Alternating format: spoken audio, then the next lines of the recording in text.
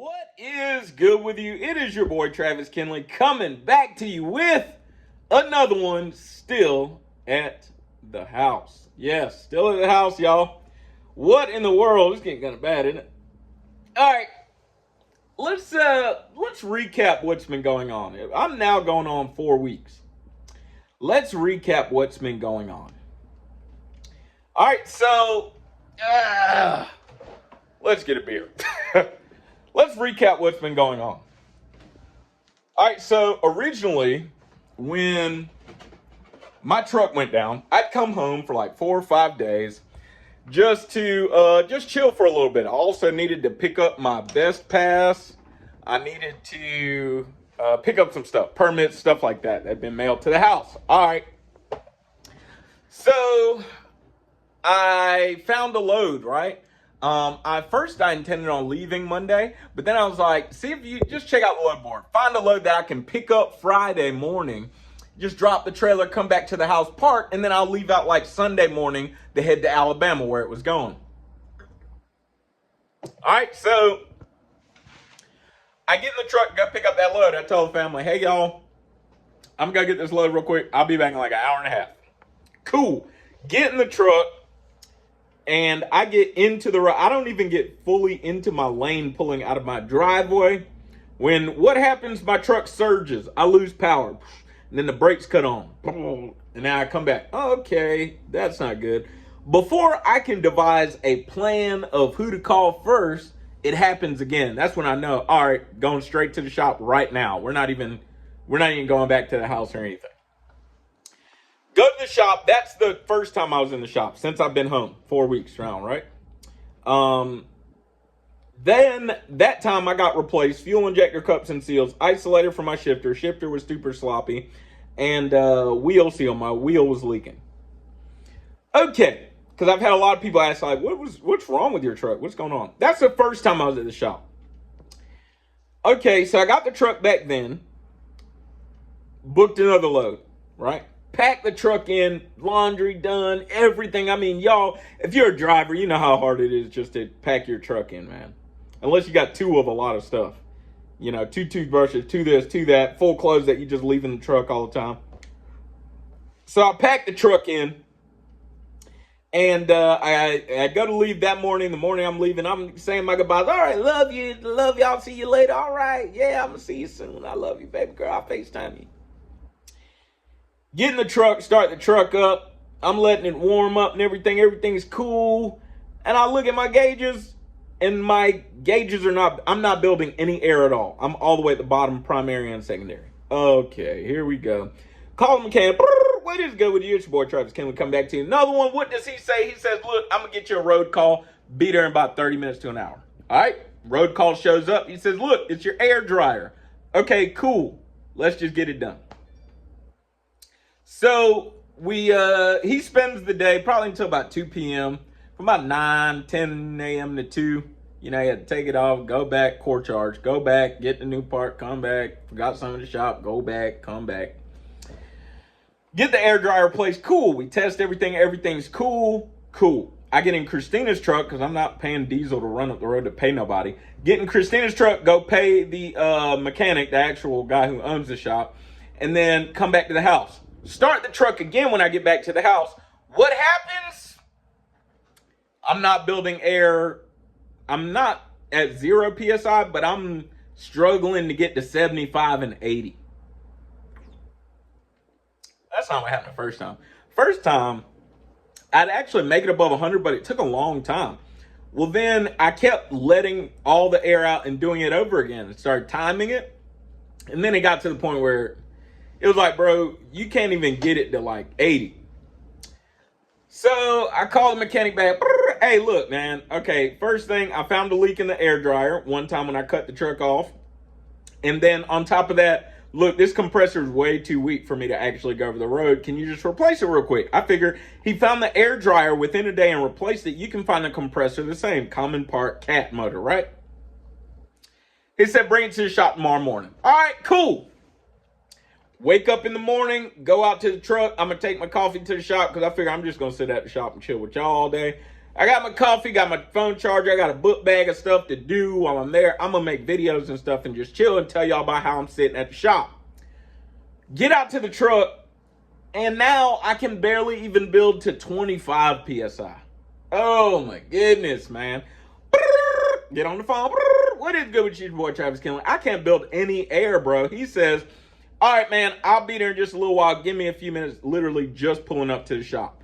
He comes by the house, and he's like, look, you know, fix the leak, fix, you know, what you got going on. But the compressor, I got to do at shop. I just ordered the part. It's not going to be here until the next day.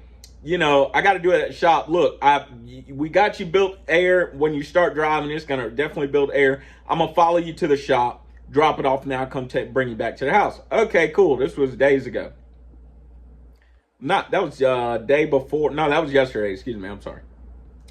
Air dryer was days ago. Okay. So we do that, and now I'm in the shop again. So, you know, if there's one idea, right, and we'll shut this down in a minute. If there's one idea, if you're gonna buy a cast truck, even if the motor's been rebuilt, consider this. Know this, all right? Just because the motor's been rebuilt, especially if it's an in-frame, just because the motor's been rebuilt, your bolt-ons are still as old as however old they are. So if your motor was rebuilt 100,000 miles ago, that doesn't mean your air compressor was new 100,000 miles ago. Excuse me. It only means, you know, your rods, your pistons, whatever they replace, piston rings, etc. It only means that those parts, gaskets, head gasket, it only means those parts, valve cover gasket, etc. It only means those parts were replaced 100,000 miles ago. Your air compressor is still as old as it was. Water pump still as old as it was. Air dryer, muffler, in my case, still as old as it was. I figured since he's done the air compressor, go ahead and replace the muffler. I found on my exhaust, right under the muffler, I've got a leak under there too, right? Y'all remember when it fell apart? It was way on the elbow because I got a single stack. It was way on the elbow where it starts coming up. Well, I found right under the muffler, it was also leaking. So I was like, go ahead and replace that. I got to get an inspection done in like a month and a half. So go ahead and replace that muffler. He already had a muffler at the shop, so that was good. So all of these bolt-on parts, they're still as old as they were. Alternator, I mean, the list goes on. Radiator, whatever just bolts on, right? All of those parts are still as old as they were. So in my case, man, my motor sounds great, man. On startup, sounds great. Runs, idles, great. But the bolt-ons right now are just dying on me, right? So that's what's going on with me right now. Let's talk money. What is it costing me? In parts and labor alone, the fuel cups and seals, the wheel seal, and what else did I do? Isolator in the shifter. That bill was about $2,000. It was somewhere right above $2,000 in the dollar. $2,007, something like that. $2,000. The air dryer, road call, was $700. And this one, the air compressor and muffler, he said the muffler is roughly $70. I'm going to guess the compressor about the same price as the dryer at $350. So that puts us at $420. And let's say the labor, let's call the labor for both. So let's call it maybe $1,300. Maybe. I really don't think it'd be that much. Let's call it $1,000. So we're going to call that what? 2,000, okay, 2,700. We'll call that about $3,700. So $3,700 for all of that. Injector cup seals, wheel seal, isolator, air dryer, compressor, and labor for all. About $3,700. I think I'm overshooting somewhere, but that's okay. We'll call it $35. Let's call it $3,500, right? What did I say? $70. $350. So that would be $420. So let's call that $400. Yeah. And that air dryer took all day. That was $350. Yeah. Well, let's just call it $3,500. So it took $3,500 in parts and labor for me to get all of that done, as well as you got to pay yourself, right? Paid myself over the past 4 weeks. Let's call it $4,000. So you're talking about $7,500, give or take a little bit. Man, a lot of money when you say it out loud. But I'm not dying. Everybody calm down. Some of y'all put me on suicide watch, and I could tell. Posted something about kind of indecisiveness, really, on my Facebook. And some people were like, you all right, man? How's the truck? The truck all right? Man, dude, I'm good. That is not about my personal life. That is just a general piece of encouragement. I'm all right. We're making it. We're chilling. And then that 7,500, of course, consider this. Now, this doesn't have to do with a cash truck, but consider this. When you're down, all that leisure stuff you're doing, you're ordering Chinese food. We ordered Ginza, a Japanese place. Ordered that in one day. I had a pizza party. Kids love to have a pizza party. You buying steaks and going to the shooting range. I didn't, in the shooting range, about $125 to go to the shooting range and ammo only. Putting gas in the Harley, riding around on a motorcycle. That junk adds up a little bit, man. So, let this be a low-key lesson on the importance of an e-fund, the importance of saving money as much as you possibly can, as well as when you have a cash truck, especially, I just rolled over $2 million on the body. You got $2 million on the dash miles. You're not getting a warranty, okay? So, you better be ready. Now, granted, I got a lot of stuff done I didn't need. The isolator didn't need to be done right now. I guess that's actually it. The muffler didn't necessarily need to get done right now. If I got inspected, I would get in trouble. So actually, it did need to get done now. So the isolator is really the only thing I didn't need to get done. So you should take it as this was a need to get done bill. Everything except the isolator. That only would have saved me a couple $100. So that's how much it costs, man. It's how much the downtime costs, how much it costs to pay yourself. Now, some of you're not going to have to pay yourself $1,000 a week, So maybe your cost of living are much lower, so it wouldn't have costed you as much to be down. But that's what it costs. But I'm ready to get going. Compressor, he said it should be in today. He hopes it'll be in today so he can finish the job today. He'll come drop the truck off for me, actually.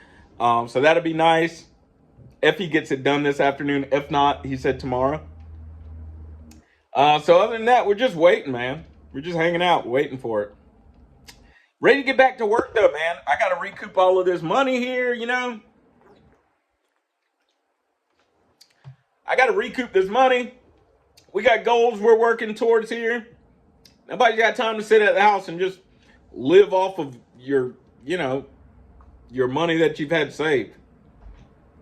So I'm ready to get back to work. I miss driving, to be honest with you. I miss being in my truck, miss shifting gears. I miss listening to my books and my podcast, talking on the phone, just riding, dropping loads, talking to customers, showing up with that old customer service smile. I really miss that, man. I miss showing up with my customer service smile and, hey, how you doing today? Yeah, I'm here to pick up a load for you. I miss all of that. So we'll get back soon, though. We'll get back to work very soon and get back to just posting about the trucker life. I'm going to close with this story. I'll tell you what happened to me this morning. I'll tell you what happened when my daughter said to me this morning, look, if you don't have kids, you single with no kids, you better watch yourself. Make sure you're ready to have kids before you have kids. Try not to make any little surprises. My daughter looked at me and said, Daddy, she's on the way to school. See you later, Daddy. She said, I hope you get your truck back today. I hope your truck gets fixed and you get it back today. That way we can spend some more money. What did you just say to me? My youngest daughter now, 3 years old. She said, I hope you get your truck back today. That way we can spend some more money. The audacity, dude. The audacity. But that's life. You already know what the motto is. Work hard, play hard, sleep hard, find you somebody to love. I love y'all. Don't forget, it's not about what you believe. It's all about why you believe it. Live free.